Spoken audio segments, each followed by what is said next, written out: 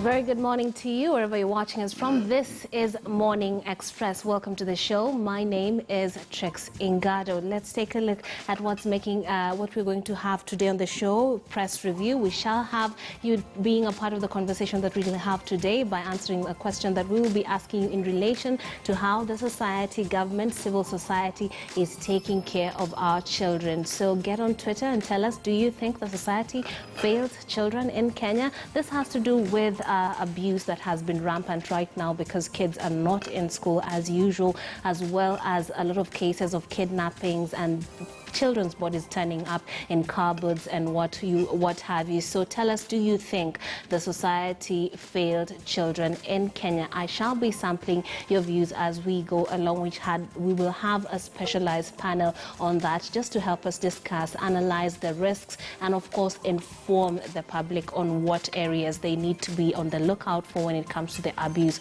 of children. But first, let's take a look at what's making headlines. Joining me for that particular discussion is Joseph Lunani, who's a technology and governance analyst, who's going to help me take a look at the papers and see what has been prioritized by the Kenyan press and analyze it accordingly. Now, we start off with the front page of the Daily Nation, a story that is also making the front page of the Standard, but this has to do with the pay bonanza for teachers, health and county staff. Now, chief principals, principals and their deputies and senior masters are going to benefit from the final phase of a 54 billion collective bargaining agreement as salaries of workers in devolved units go up. And this is coming at a time where people are really hard hit. So it's pretty good news right there. And the story is being covered on page 2 through to page 3, and we're having good news right there for county workers as SRC approves a 7-piece pay rise. So take a look at that. And of course, Mr.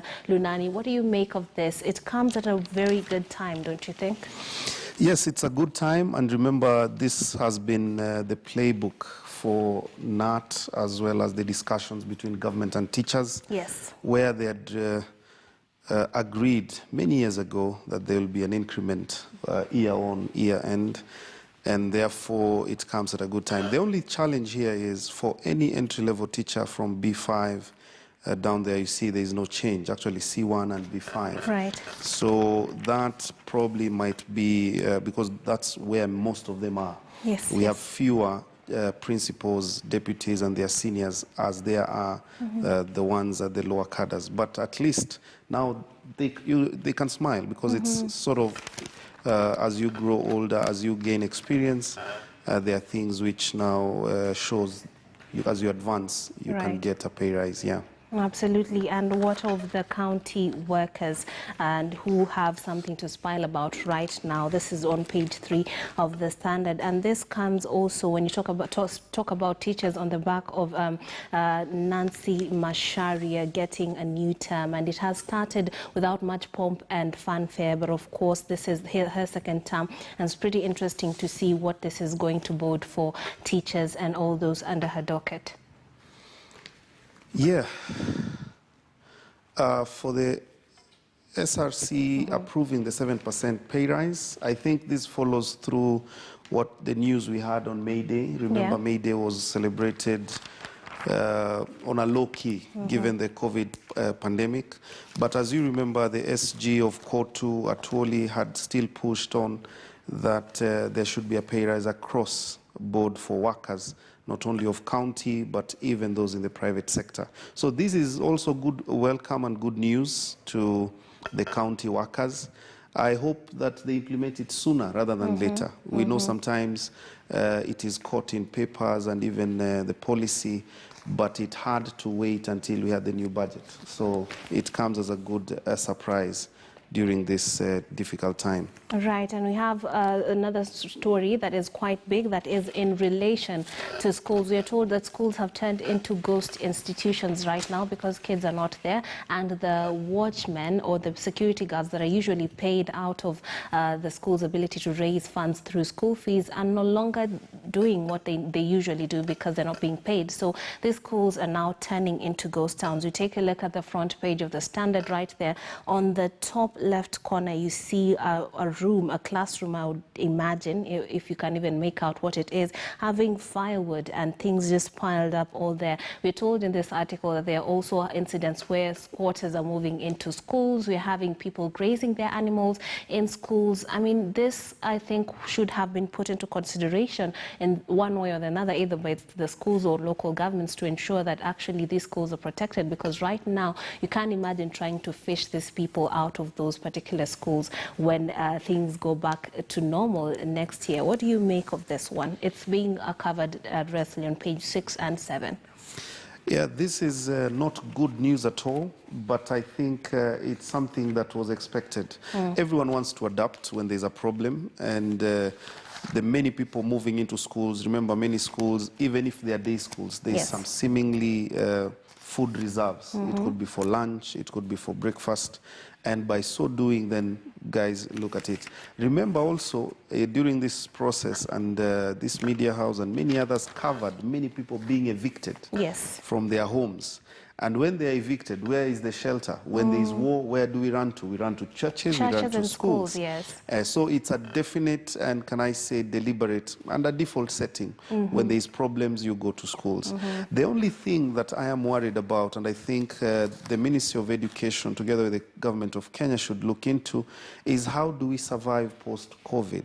Even if we are looking at January, can we take stock of the school infrastructure? And if thieves are coming in, then it means we will not find furniture, we will not find books, the libraries, if they are computer centers. Actually, and all that. In this particular article, there are vandals who have taken the whatever gadgets that were in the schools. We're having rooftops uprooted right here. We're having the school infrastructure being destroyed. So there's one element of the school being a safe zone for most people. But then when you, on the flip side, there are people who are actually taking the things for themselves, as if the kids in these communities would not need schools after all this blows over, or after we learn how to live with COVID-19.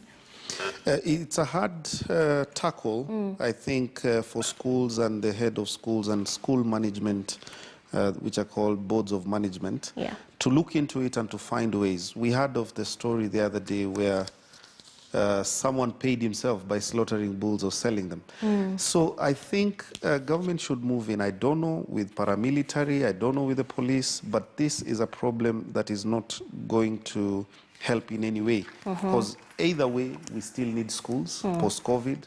And there needs to be a system in how we can protect the schools from vandals. And the community should come into play. And there should not be an excuse. Anyone found guilty should face the law. Yes, this is true. And hopefully this shall be resolved before we are left with schools that are shells of their former selves. But far from that, the biggest story that has been making headlines the world over the past few months, COVID-19, that wouldn't fail to be on the front pages of our papers. And this, moving closer to home, is telling us that COVID-19 is threatening the closure of the shutdown, rather, of government. And this has to do courts that are being shut down because the infections are coming up among the staff. We are having a lot of officers. We are having, they talk of officers in the Public Service Commission, a senior officer in the ICT Ministry, 4 MPs and 50 Parliament staff, coming under this particular virus. So there is need for them to operate with a very lean staff. But at the same time, these are the people who are key to delivering services to the people of Kenya. What do you make of this, and how do you think you're going to fare with this, given that tech is not something that we really were too keen on implementing and moving further along before COVID-19 hit us? Yeah, it's a threat, not only to government. I think the time of lockdown and when everyone was staying home, we thought, and it would have been prudent for everyone to adapt and try move into online. But as we know, there are businesses which can't run online. A restaurant can't run online unless you're ordering out and things like that. But this threatening government shutdown, I think it's a precaution that we should all of us take, given the measures and the guidelines have been given by the Ministry of Health in terms of how to, be proactive on COVID-19. But at the same time, I think there's a circular which was released a few days ago by the head of civil service, Joseph Kinyua, advising that any meeting within government premises that is more than 4 people should pursue alternative means of meeting through WebEx and Zoom. Yes. And I think many government offices as well, as much as they are critical to services that are being given, we have the Uduma service centers that have been opened and now are open, and I'm sure you've seen queues all over. And then the judiciary has been very keen on how to move, online. We've seen some online cases being adjudicated. And we have even parastatals that have come out saying that now you can lodge most of your complaints online and find people online. So I think in this era, government should move faster to implement the e-government policies in terms of how people should be served. And it's not easy. I know Yes. it's not cheap. It's going to be expensive, but then we have to start in terms of just how can we pay, how can we access the free services, especially that do not require payment, and those platforms to be built on. Yeah. And it's important to note that this actually does promise that there's going to be a huge backlog as far as cases at the courts are concerned, and this is going to date or go into years, not just months or weeks. So some complicated cases might have to wait for a pretty long time in order to get and people to get justice or closure on specific matters. So that is going to be quite interesting to watch on how the judiciary actually adapts to that particular change and this difficulty that is being brought on by a situation that is largely unprecedented and on many fronts pretty difficult to handle, given that even the officers themselves are in danger, not just the people who look to the judiciary for services. Now, on page 4 of the Standard this morning, we're being given another article on health workers to get 3 billion virus risk allowance, which is something that they have been pushing for quite a while. Allowances ranging from 5,000 to 20,000 for health workers were to be paid for 3 months from April. Of course, there has been an outcry about this, among other issues that they are facing, including availability of PPEs, them being not getting the right kind of training. We've had guests on this show telling us about that. So when you see this sort of promising, news, hopefully it's going to come into fruition. And then coupled with that, on the same page, we have donations from China. China donates masks to Beyond Zero. Of course, we do know that that campaign has to do with ensuring that we go beyond zero in terms of maternal deaths. So when we look at this, what do you think of it, and how are we progressing, particularly in ensuring that our health workers are the ones, protected? We have had recently deaths surrounding of doctors who are on the front line taking care of them, and over 500 of medics have actually contracted this particular disease. It's a good welcome. I hope, just like any other government policy, that it can be implemented. Yes.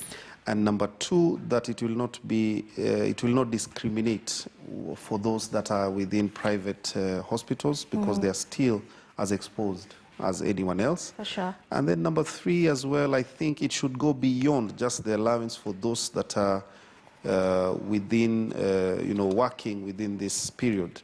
We have seen deaths of medics, and I think there should be a fund or seemingly an insurance policy for their, to benefit those they leave behind and their families. So it is a good welcome. I hope that this will go in a great deal to boost the confidence of our health workers, especially those within public service. But at the same time, it should also encourage as many that were now no longer taking it seriously or thinking they were being taken for granted, that they can now see there's a ray of hope, and they are being appreciated, even if it's in a small way. Absolutely. And to paint a clearer picture, we are being told that the 20,000 shillings shall go to doctors, dentists, and pharmacists. Then we'll have 15,000 shillings going to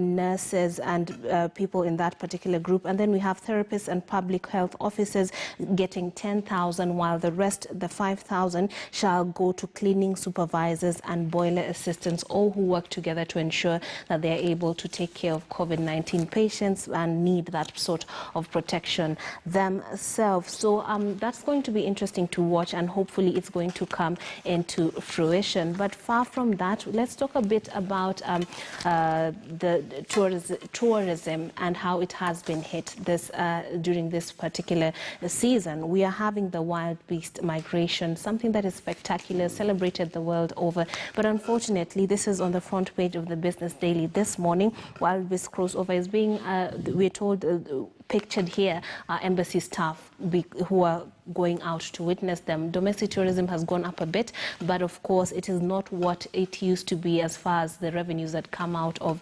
the tourism sector. So what do you make of this, and what lessons can we learn actually from COVID-19 moving forward? How can we brace ourselves for such moments, or perhaps change the way we act in order to bring in on board customers who are not necessarily foreigners? This is quite a hard one to look at it, because the hospitality industry feeds on visitors, either local or foreign. We've seen measures that the government have put in place. There was the 2 billion that was promised to hoteliers. Then there was the 3.5 billion going to conservancy, private rangers. Remember, most of the Mara is catered for within the conservancy, private conservancies. That is an agreement within between the community and the government. And by so doing, then I think as much as it looks paltry, I think it will cover the basics in that manner. We pray that it can open soon, so that as many people can visit. And as you know, visiting the first time is never, enough. The Mara is a beauty, and we should sell it. And there are many other places. We've seen how Diani now, the beach, as clean as it is, Watamu, and many other areas that needs our patronage. I pray that the private sector and the citizens at large can be able to travel even when they're still holding on to the small cash they have to provide for their basics. Yes.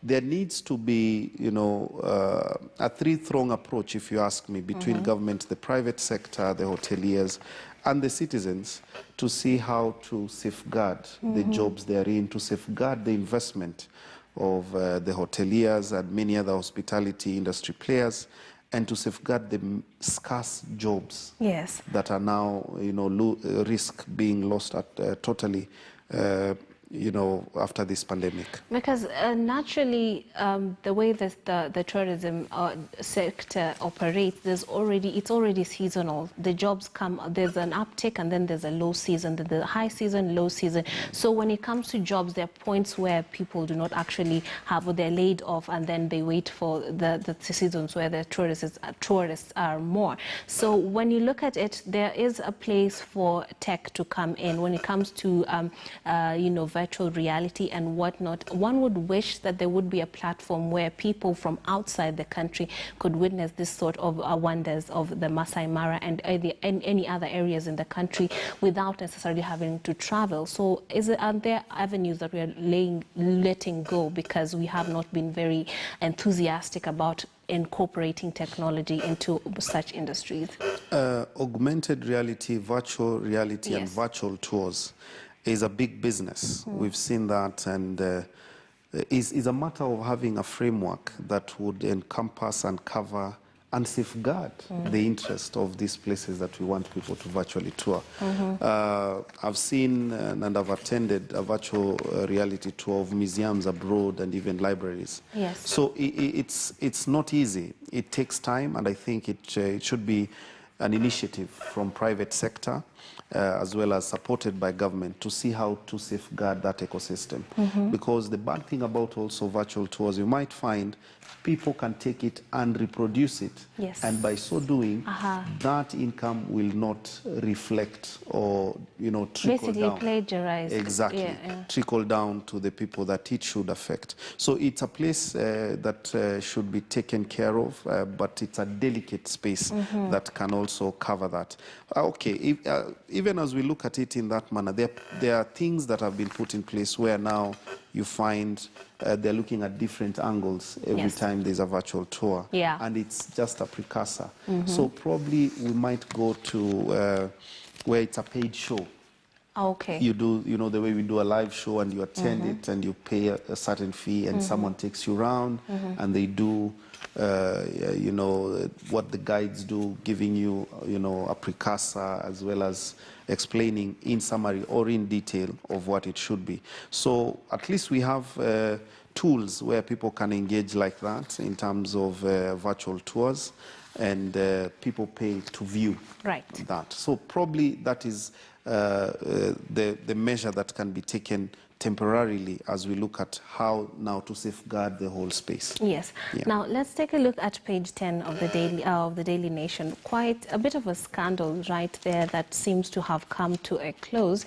A few weeks ago, we were treated to some pictures, or rather a video of a woman screaming her lungs out about having a child with Chief Justice David Moraga that was not being taken care of. Now on page 10, we are being told now that the child suit against Moraga has been thrown out, and that is this is because the Nairobi Children's Court has struck out a case filed by a woman claiming Chief Justice David Moraga has neglected his child, a child he had with her. What do you make of this particular spectacle? And a lot of speculation was surrounding this one because a lot of people felt that this was a hired actor or some sort of fake. What do you make of this one? With respect to all mothers and single mothers out there, I think she has a case that needs to be listened to. But then the problem is we have guidelines on how to file a case, what needs to be done.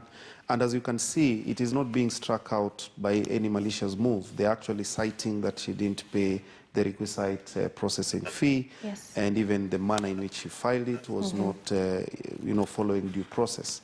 But I think there should be some reprieve in how she can follow through so that she can be heard.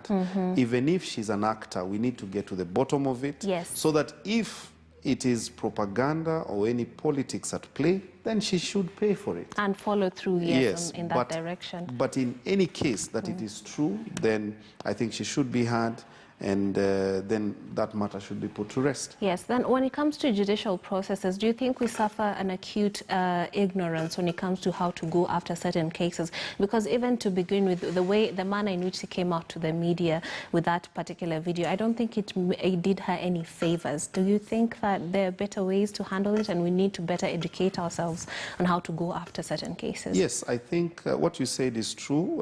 For her coming out and, you know, in a dramatic way, going to the courts and shouting and being covered, it did her a disservice, because any lawyer who would even want now to help her in terms of advice and seeing how it is, then, you know, could not come out. And even as she went ahead, I think the person who even helped her file this suit probably took advantage of her. You might even find they conned her out of money, but did not pay the processing fee and follow the laid down procedures. So there should be legal awareness, you know, and sensitization to the public on how to respond and how to even file motions and whatever it is.